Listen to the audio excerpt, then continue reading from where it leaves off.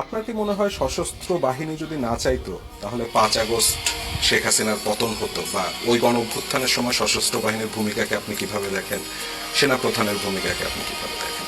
সশস্ত্র বাহিনীর একটা বড় অংশ সবসময় এই গণঅভ্যুত্থানের পক্ষে ছিল বলেই এই গণঅভ্যুত্থান সফলতা খুব দ্রুত সময়ের মধ্যে পেয়েছে। এবং 5ই আগস্ট আমাদের লং মার্চে তো পুলিশ গুলি চালিয়েছে, আমরা দেখেছি। আরও বিভিন্ন যে বাহিনী আছে, র্যাব সহ সবাই গুলি চালিয়েছে 5ই আগস্ট। এবং 5ই আগস্টে মনে হয় সিঙ্গেল একদিনে সবচেয়ে বেশি হতাহতের ঘটনা ঘটেছে।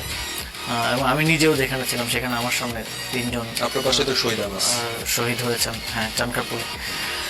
তো সেই দিনের সেই সময়টাতে যদি আমাদের সশস্ত্র বাহিনীও এই ক্র্যাকডাউনে নেমে আসতো, তাহলে অবশ্যই আমাদের গণঅভ্যুত্থানের সফলতা আরও আরও লম্বা সময় হতে আমাদেরকে চেষ্টা করতে হতো। কিন্তু একটা বিষয় আমরা সার্টেন ছিলাম যে বাংলাদেশের মানুষ যেভাবে জেগে উঠেছে, এটাকে কেউ ঠেকাতে পারবে না, এটাকে কেউ করতে পারবে না।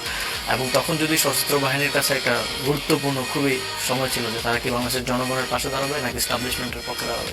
সশস্ত্র বাহিনী বাংলাদেশের জনগণের পক্ষে দাঁড়িয়েছে, এবং তাদের সেই নীরবতাটাই, তাদের সেই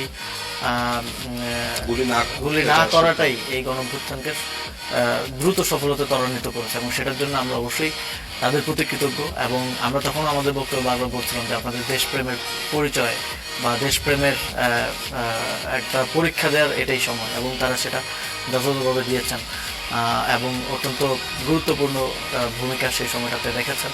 ফলে গণঅভ্যুত্থানটা খুব দ্রুত সফল হয়েছে। এবং আমরা সবসময় বলি যে বাংলাদেশের সেনাবাহিনী হচ্ছে বাংলাদেশের ব্যাকবোন, এবং বাংলাদেশের আমরা যেই একটা জিওগ্রাফিক্যাল পজিশনে আছি, বা যে একটা